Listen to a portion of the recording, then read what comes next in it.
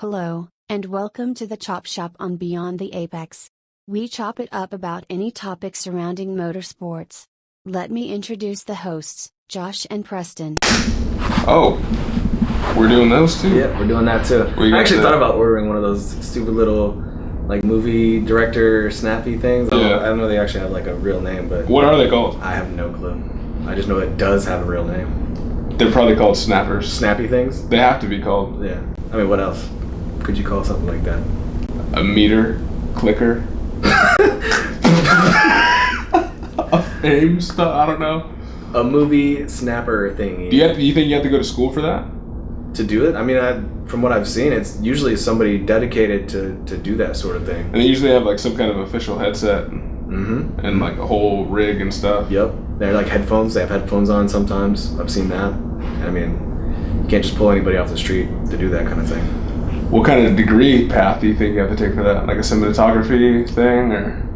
You know, that's, I don't know. Lost on me. Yeah. I think just to get your foot in the door, you need to have, any sort of degree. But I'm sure that you'll have to intern, maybe some like OJT. I have 98 degrees. Oh, really? Not like the band. I was about to say, that brings back memories. It does. Yeah. Damn. What a good time. What a good time to be alive. Summertime. Boy bands. Everywhere. Has there been a recent boy band other than the Jonas Brothers? No. Unless you, like, Lil Yachty. No, it's not a boy band. I don't know who the it is. Lil Pump? No, it's not a boy band either. Yeah, I don't know. I don't really know. I don't think so. Oh. There's definitely no more Boys to Men or anything like that. That's for damn sure. That's definitely true. I feel like I guess they're not even like, they don't call themselves bands anymore, really. They're just like groups. Like with Dreamville, with J. Cole and all those guys, like they have their groups, but... We're like, what are we going to talk about today? Well, yeah, let's talk about, getting set up with the show. Nope, it's going to be about snappy things and boy bands. That's what we're going to talk about. That's how it all started. Yeah. Boy bands and snappy things. All right. But so I for real did have some to kind of kick things off. Okay. I said it earlier. I'm really excited to sit down and actually do this sort of a forum to like talk to you for the people that are watching. I mean, you've been on Beyond the Apex before. When we did Beyond the Apex as its own show, we talked about cars. You had a tiny little spot right down there on the screen, and people got to kind of hear your point of view on like cars versus bikes. You're also a biker too, or at least you had a bike for a long time. I did. In any case, I was really excited to sit down and talk to you. We can actually talk about like some real life stuff and not just cars, bikes, and bitches or whatever. I don't think we've ever talked about bitches I don't think so. Ever. But we do talk relationship advice. We like do. Gentlemen. We do. We do. How to be a better man in a relationship. True. But yeah, so with this, this forum, I feel like we can talk a little bit about, the cars and the bikes, but also the background. I know we had snowballed on a conversation the other day about, like even financing projects, right? And do you want to get into that? Do you want to talk about that today? Yeah, I mean, we can definitely talk about those things, dude. I mean, because we're both kind of constantly doing it, like maybe not dumping a ton of money, but we're getting things to a more respectable standing, with both of our cars or with all the projects you got going on with either the bus, the trailer, the bikes, all those kind of things. There's always something going on, and I think we kind of prove the point in the fact that you don't have to spend a ton of money to be successful, or to get your car or get your whatever your vehicle, whatever your project is. You don't have to spend a ton of money to do all these things. Well, sometimes you do have to spend a ton of money, but where the wisdom comes in, like the grown man game comes in, is like you got to be able to budget and make realistic goals. I was thinking about it the other day after we talked about it, and I remember living in Virginia Beach and like seeing a lot of people roll around in Virginia Beach that are just like living paycheck to paycheck. I did it myself, live paycheck to paycheck. I got a busted old car that I'm trying to hook up, and I'm like saving up my pennies for a $300 exhaust. Okay, now the exhaust is on there. Now I'm broke. I'm broke after that point, and I have no means of getting to the next paycheck or putting even food on my table for real. Yeah. But, or you run out of gas. Or running out of gas, yeah. Actually, long series of unfortunate events. I think I've told you this before. The long series of unfortunate events that I went through that kind of got me to move back in my parents' house back in 2010. Like, I had my own shop. Me and JD, who's also been on the channel before, me and JD opened up our own shop down in North Carolina, Unit Motorsports, and like we were not making any money, like barely enough money to pay for the supplies that we were using, and it definitely wasn't worth our time. You know, we had these grandiose ideas when we went into it that, oh, we're gonna like do all these hot project cars and get paid all this money, and like, you know, it'll be great, it'll be amazing. But that whole first year that we were doing anything, it was like no business, and the few projects that we did, everybody wants hookups, and we just didn't make money. So when my car blew up, my project car took a poop right here actually on the George Washington Bridge. I was heading up north to go to a Subaru meet. Like, I didn't have money for the tow bill, the repairs, the mortgage at my house. So that basically like set into place a bunch of events, like that was the catalyst that basically led to a major life change for me. Yeah. Getting back to the original point, it shouldn't have been like that. You know, I look back and obviously that was a good thing in the long run, but I had to struggle there for a long time just to get where I'm at today. And it was mostly because like I didn't budget my money properly, and I mean I wasn't really working a proper job to like fund the things that I was wanting, but a lot of it would have been, you know, just putting money aside and then like, I don't know, having a better plan, you know? Yeah, I mean, that's the worst, dude. I mean, if you ever, whenever you're, like we talked about before as well, man, like when you're sitting there and you're deciding between putting gas in your car or putting food in your stomach, you know, like those are kind of like you've already gotten to a bad spot. And sometimes those things are inevitable, you know, like being a broke ass college student, like probably gonna happen once or twice maybe, you know. But how do you understand those situations, or who do you go to for those advice? You know, if you don't have parents, or if your parents are also in financial distress or whatever the case is, you know, like how do you get that financial education? Do you take like a financial education class? Do you take a financial planning class? Do you take a budgeting class? Like all those things. And then where do you go find those resources when, I mean, now it's a lot easier when you can just Google whatever you want to Google. Yeah, but ignorance isn't really an excuse anymore. Yeah, it's really not though. And I feel like it's also one of those things that sometimes you have to experience, you know, like we both experienced those things. Like I've run out of gas before on the side of the road plenty of times, you know, or like had a couple dollars on me, like I can only put $5 of gas in my car or in my bike. You know, on a bike it's a little bit different because that's like almost a full tank. True. Depending on what the prices are at. But you know, you put $5 in there and you're like, I can go to these 3 places until Thursday I get paid, you know, and it's Monday morning and I gotta go get gas, I gotta do this, and I gotta go to work. And hopefully I can pick up an extra shift so I can, you know, so I can eat too after I pay my insurance bill, after I fill up my tank, and I need new tires in my car, I need to do new brakes or whatever the case is. And you gotta rack and stack your priorities about what you need to do. But a lot of people, like that planning process for it is lacking a lot of times. Some of it's from experience, and some of it's just, you know, like you were talking about as well, like trying to live above your means already because that's what you see on Instagram, or that's what you see on TikTok, or that's what you see on whatever. You know, like you see another 19, 20-year-old person, you're like, dude, why can't I do that when I'm 19 or 20 years old? Like, it's that easy, just do it.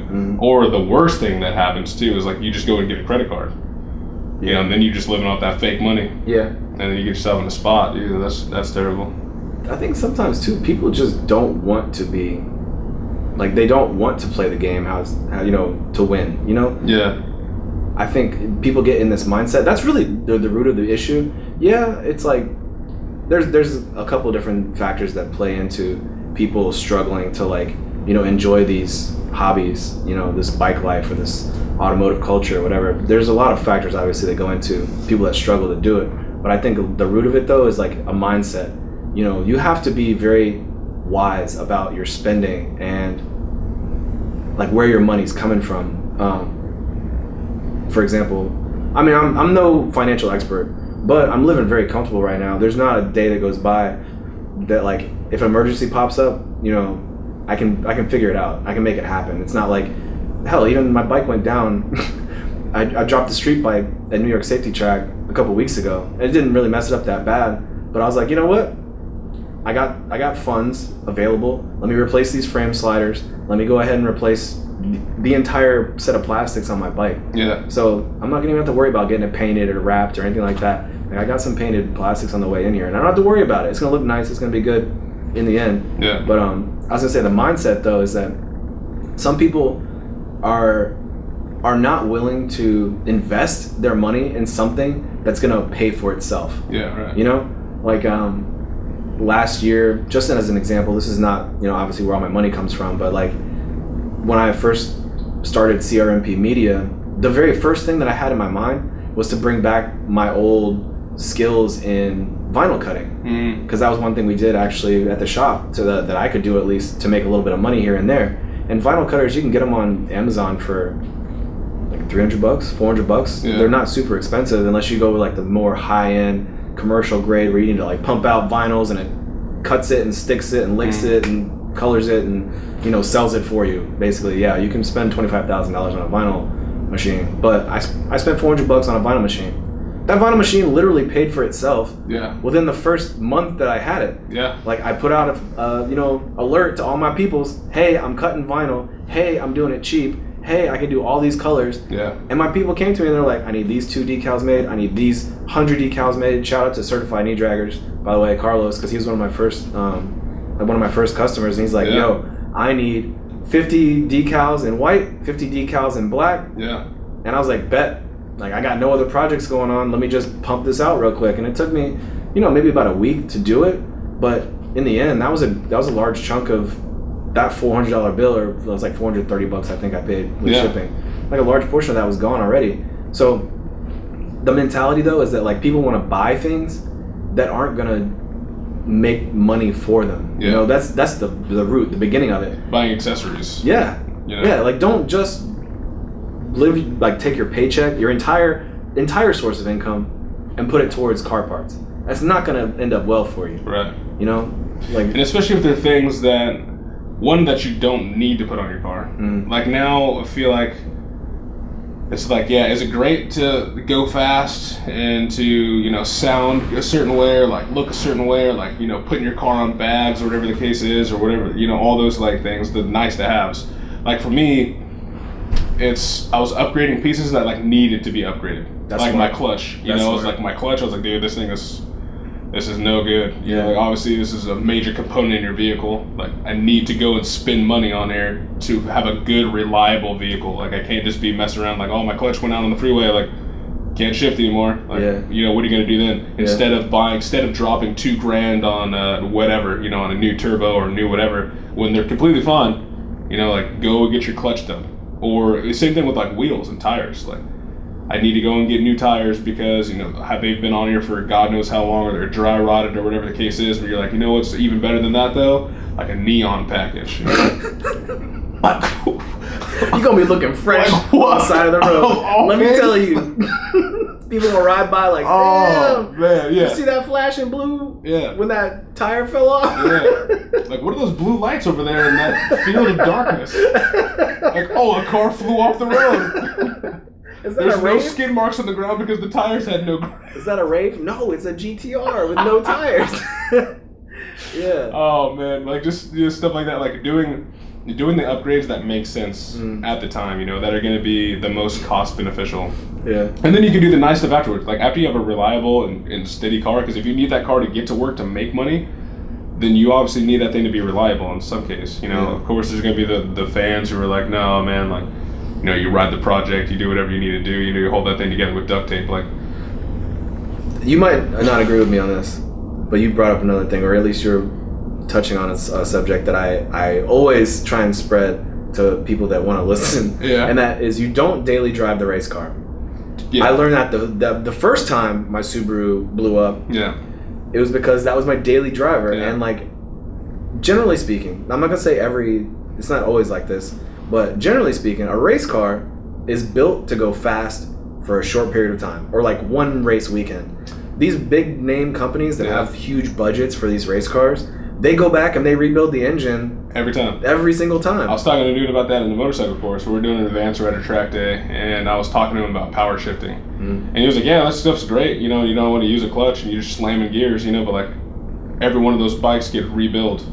Yeah, every you don't race see that. Like, you don't see that on the TV. That's another thing you don't know. You don't hear about it. You just see these people and you hear about the theories and you hear about different techniques that are used at pro levels, for a reason. 1,200 because they have horsepower. all of the backing behind them as well, being like, I have an engine sponsor, or I have a machinist, or I am a machinist, whatever the case is, so I can tear down this block, I can see whatever's done with it, whatever's warped or anything else, clutch it, anything, all those Tires, moving components. most basic level tires. All those things. Tire sponsors. You go out to a race weekend, you eat through a whole set of $400 tires. Done. They'll give you a new set the next time. The everyday Joe that you interact with on the street, they don't have a budget like that. They don't have sponsors like that. Yeah. But same thing with during burnouts and donuts and all those kind of things. It's like, that stuff's great. I love to see it. It's fun. But like all of a sudden now you got those real wheels that are just tore down now. Like you have no idea. You don't check the tread on them. It's just like, oh, I can do burnout. Here I go. And then the tire pops while you're doing it.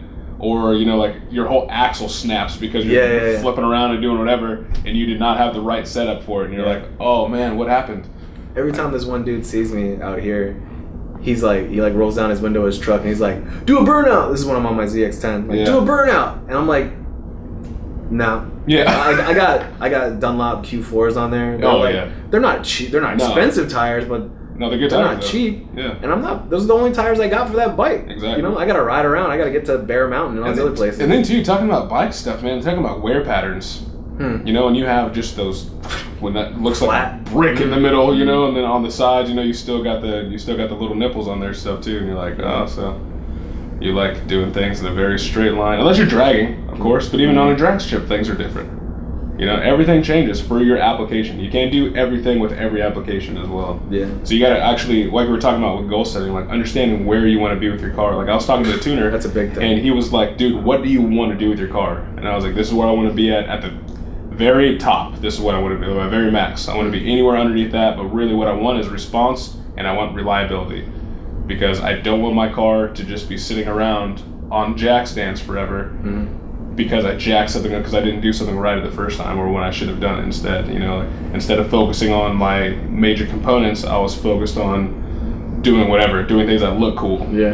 That's a big thing that you need to get out of your own way. To go back to also what you were saying about doing what's necessary, or like fixing what's necessary, upgrading what's necessary. Yeah. I remember too. Again, like the first time that my Subaru built up, I was in better financial position. This was back in like 2006 or 2007, something like that. So I was still in Virginia Beach, but my future at the time business partner was the most knowledgeable tech that I knew. Actually, to this day, he's probably still the most knowledgeable tech that I know.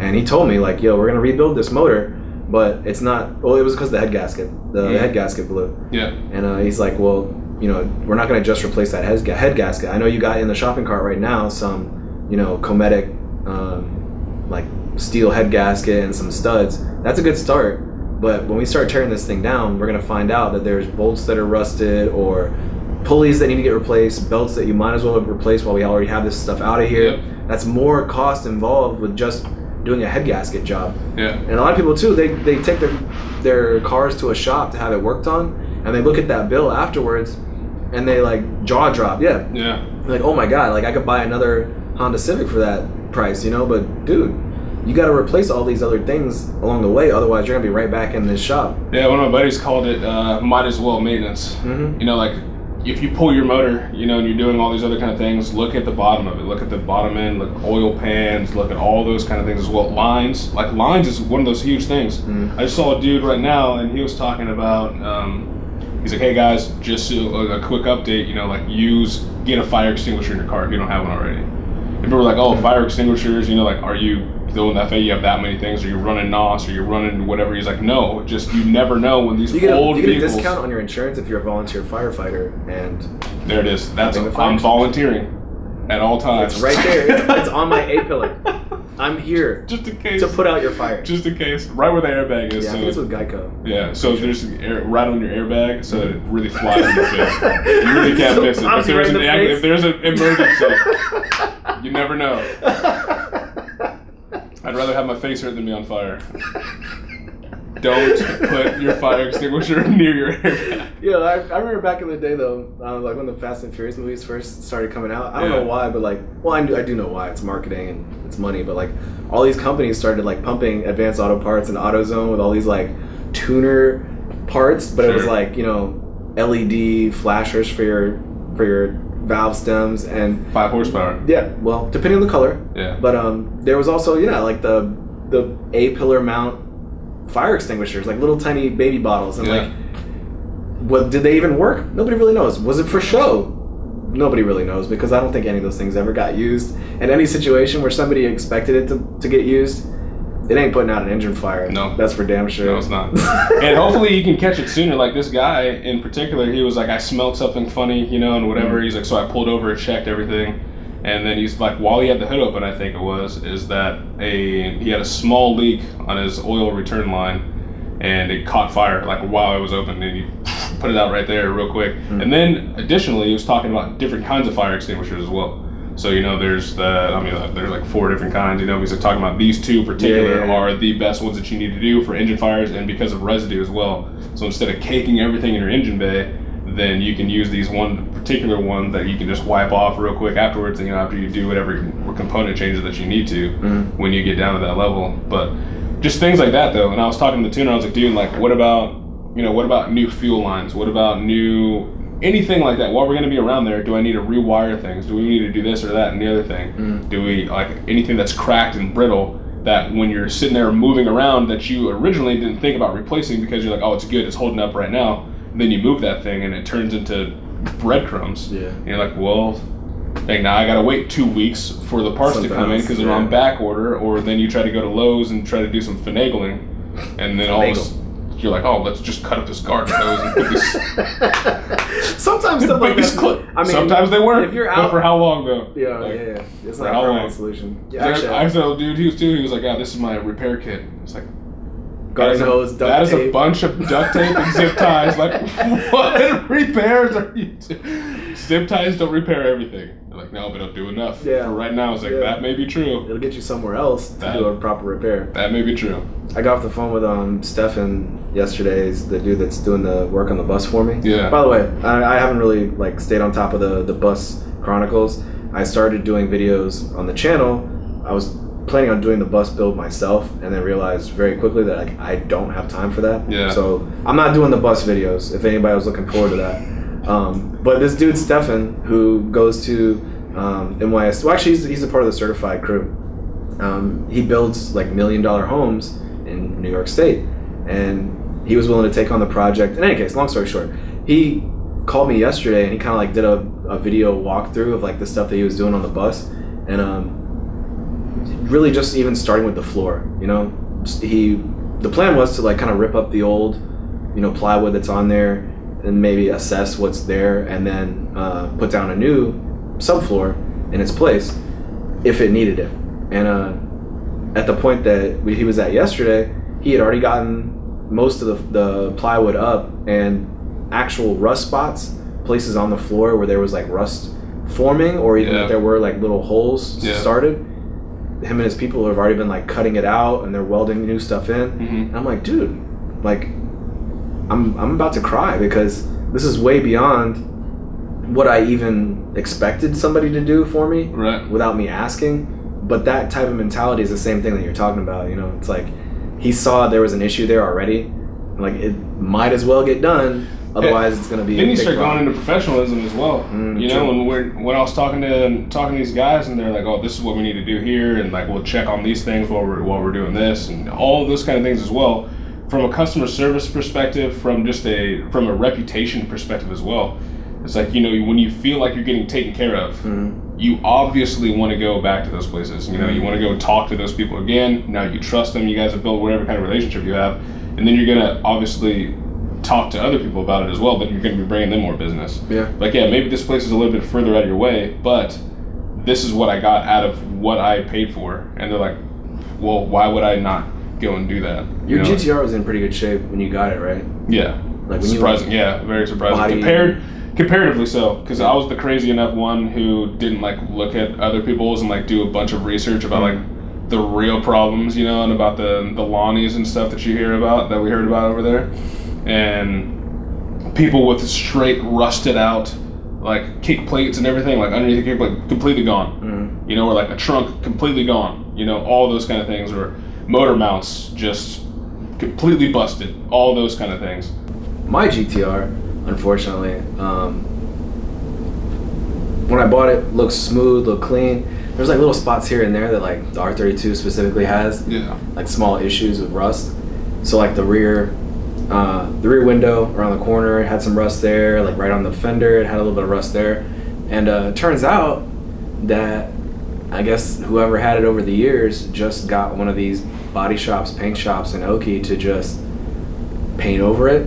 And it ended up just like eating all the way through underneath, so that the only thing left was just like a thin layer of like hardened paint. Yeah. And just going back to like what we were saying, like doing it right the first time, like doing everything properly will definitely eliminate a lot of headache later on. I mean, the paint obviously is just one example of that, but yeah, literally like you would never be able to tell looking at the car when I first got it that it had rust underneath the paint. Mm-hmm. But over the 4 or 5 years that I was driving it while I was there, that's all I did was just I kept eating through and eating through and eating through until finally it's like, okay, now this car needs like a full restoration. It's got major spots underneath, and it just kind of sucks. But yeah, for the people at home, like I said a second ago, we should. I mean, we've talked a little bit about, you know, budgeting, obviously, mm-hmm. and like having a secondary source of income or multiple sources of income. We're not rich people, we're not like super wealthy people, but I feel like we're both in a position now that like I said earlier, we're not in the position where if an emergency happens that we're going to be destitute. We're not going to be living on the street because our car broke down, or because, you know, even any other like family emergency happens, we'll be able to take care of it. Yeah. What do you do to kind of keep the income rolling in? Obviously, you know, aside from your day-to-day job, you know, aside from your like regular career work, what else do you do to like secure that funding for projects or emergencies or whatever? Really, that's the biggest one for me though, is just budgeting, like learning how to do that, and then learning how to live off that like 80-20 rule. You know, like if you survive off of 80% of your income, and then 10% you invest or save or whatever you do with it, or you spend it and splurge or whatever, and then the other 10% of it you tithe to church if you do that, or you do whatever you want to do with that. 20% of it, it goes away. You live off your 80. Right. You're trying to do kind of a ratio like that. Interesting. As much as you can. You know, obviously sometimes you have to use 100% of it to survive. You know, actually you're in kind of a unique situation too. You got a big family, man. Like I'm living single. I can pretty much spend my money however I want. I do have a budget myself, but like, you know, some people out there, they're struggling to survive, and they got kids to feed too, and they're, you know, trying to make ends meet, and it's entirely possible with the right mindset, like you said, with budgeting alone. Yeah. You know, set up financial plan, like plan your money where it's gonna go every paycheck, and dedicate that. And setting realistic goals with it too, and then understanding where you want to be, and then like the priorities of things that you want to accomplish. That's why I was talking about like reliability. So I'm not too worried about like putting money into my car because it is reliable right now, other than what I did to it from whatever the freak accident happened, you know, then I have to go and fix that. But then now I'm in a better place to be able to fix that without it hurting so bad, because I've planned accordingly. But between that, you know, just started getting into investing more, you know, that kind of deal. That's future money though. Yeah, that's future money, but still, like if I needed to in an instant, you know, I could be able, not in an instant, but if I needed to, liquidate, I could pull that in, and then in 2 business days, then it's going to be in my bank account again, or whatever the case is. That's a whole other conversation just on investments, honestly. Oh, definitely, most definitely. That, just trying to use different budgeting tools, and then now getting more into photography and stuff like that, and using that as a potential secondary income. That's really it. Like you said before, like I'm not a rich dude. Everyone thinks that if you have a sports car and if you like to ride motorcycles and do these motorsports things, then you're rich. But you don't have to be. It definitely helps. It makes things a lot less stressful. Like, oh, I just wrecked my bike. Let's buy another one. Oh, don't worry, I have 3 more. Like, you know, that is not me. Another thing, like with the car too, was when you see people doing all these things with it, like all these fun things that you see. It's like, yeah, you can go buy another one. If you trade that in or whatever the case is, or you wreck it, then after your insurance claim, you can just go buy that exact same one off the lot. Like, I cannot do that.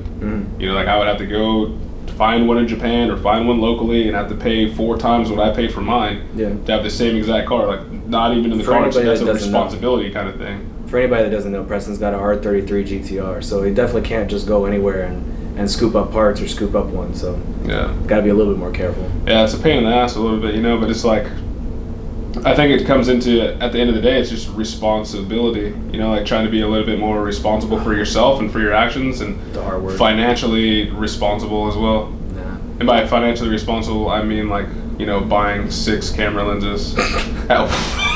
I'm just gonna ball out. I'm just gonna go and do it all.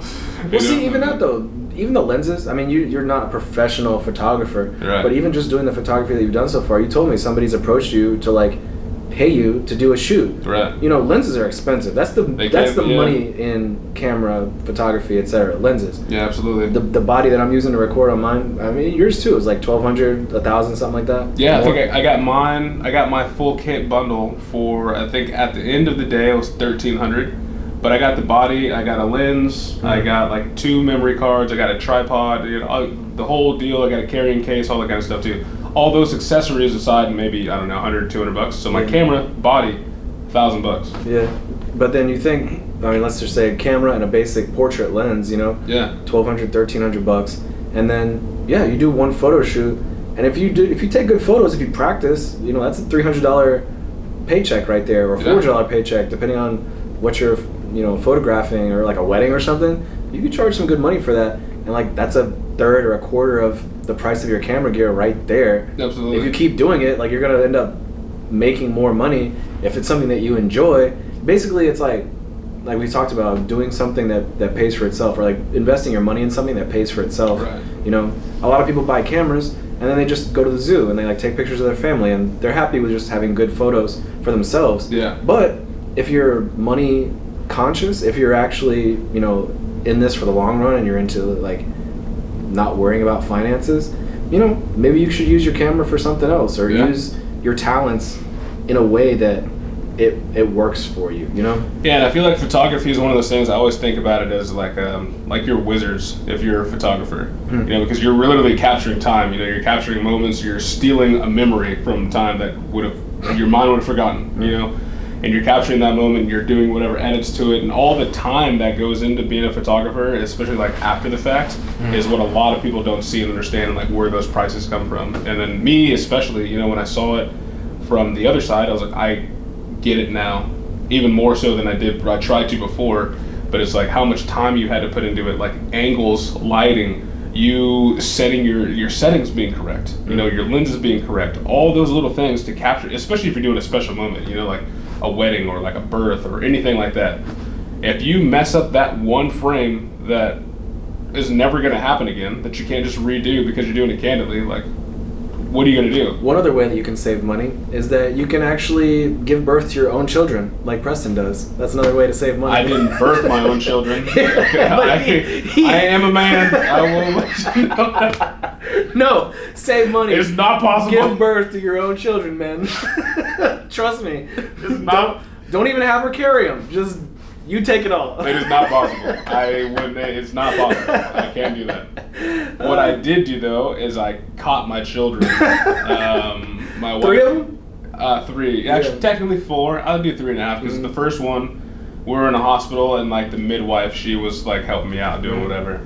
That's a little way to save money right there. See? That is definitely true. Yeah, that is definitely true. Actually, wait, you were telling me your wife kind of wants to get into this sort of business of like helping other people do that, right? She is definitely becoming a doula. Yeah, definitely. Another prime example of making utilizing your skills or something that you enjoy doing to kind of make money for yourself. Just passionate about educating people about everything that they don't.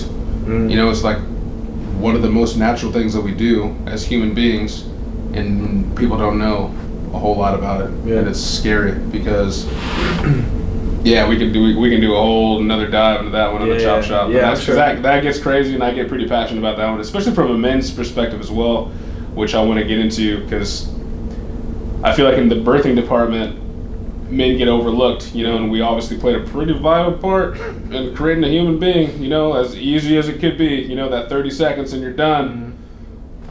Wait, of the making or you made your deposit and then you're done, you know, but as far as, you know, like, what is it like from a male's perspective, seeing your wife in labor, you know, like knowing that you're about to meet your child, you know, all those things that usually gets kind of like passed on the wayside and kind of like, all right, just let the woman do whatever she's going to do, and then, you know, it's her time to shine. Yeah. Which it truly is, obviously. Like, we can never do that. But at the same time, like, from a man's perspective, you having a kid, I believe in you. But you having a kid is a special moment, though. Yeah, and it will be. The things that go through your mind when you're doing it, especially if you're doing it at home for the first time, like all the things that can go into, all the fears that can come from it as well.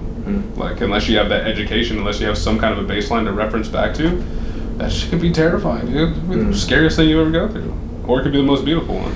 Going, kind of backtracking a little bit to, actually you just said something about, like, the education. Like,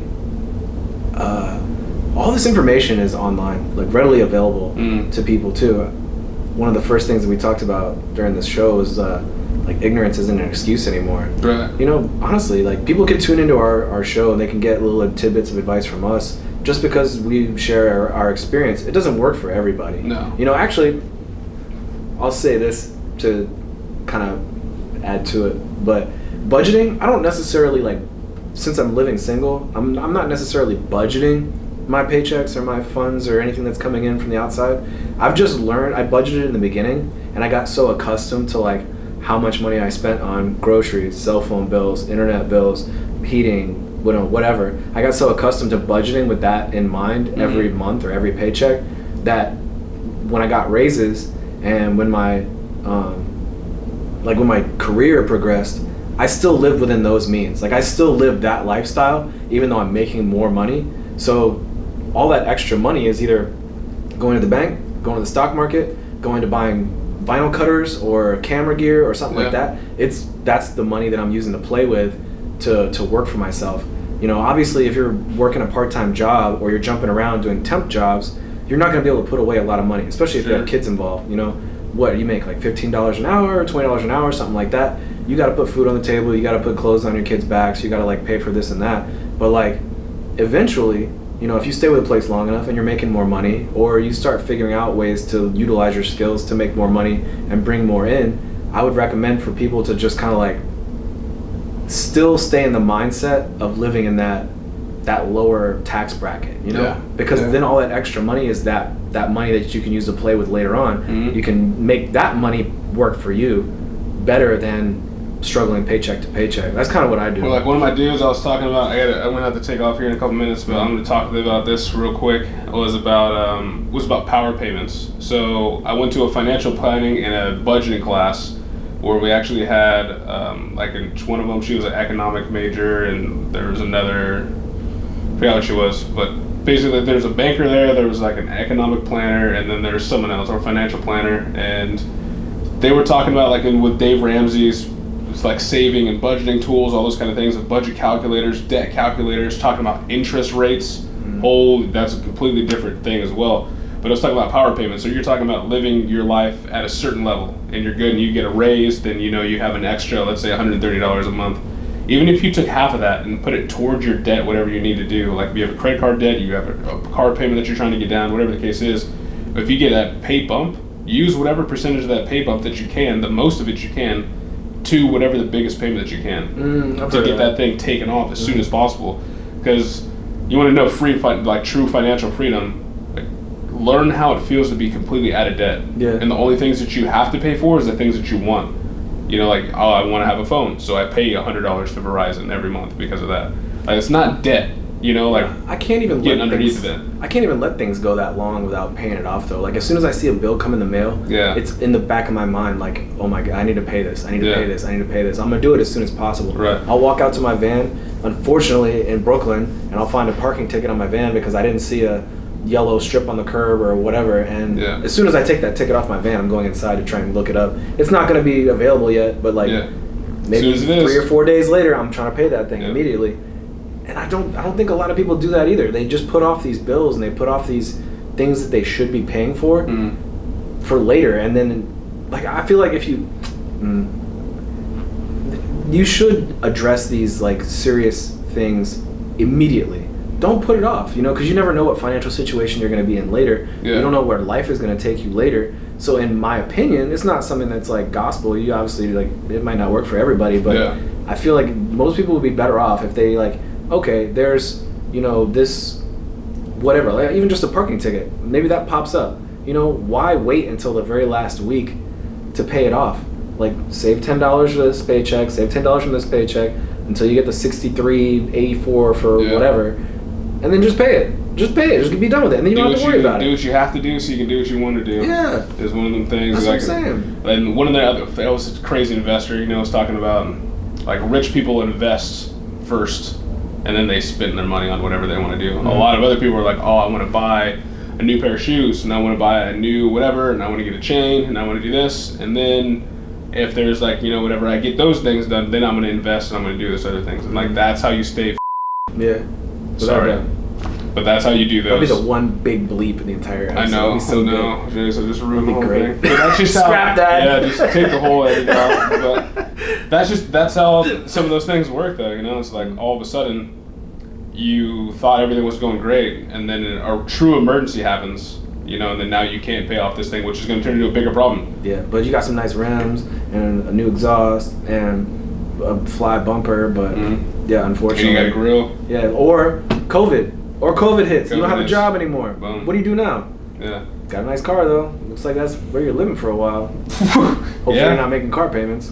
That's true. Yeah, man. Paying off my car was probably one of the best feelings I've ever had. That was a really good feeling. It's freedom. Yeah, and then now, even if I break my car, like, I own it at least. I'm not making payments on something that's just sitting there collecting dust. Yeah, collecting debt. Yeah. More debt, yeah. Paying for something I'm not using. Like, truth. It's done. But, alright, I gotta cut this off, and so I can head up out. But until next time. Yeah. Which will be in like 20 minutes, because we took a 10-minute break earlier. But yeah, we'll continue this later. Hell yeah, man. The Chop Shop, Volume 1.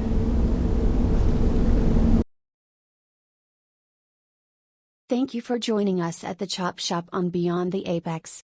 Please subscribe to the channel and come back to check out the next episode. Goodbye now.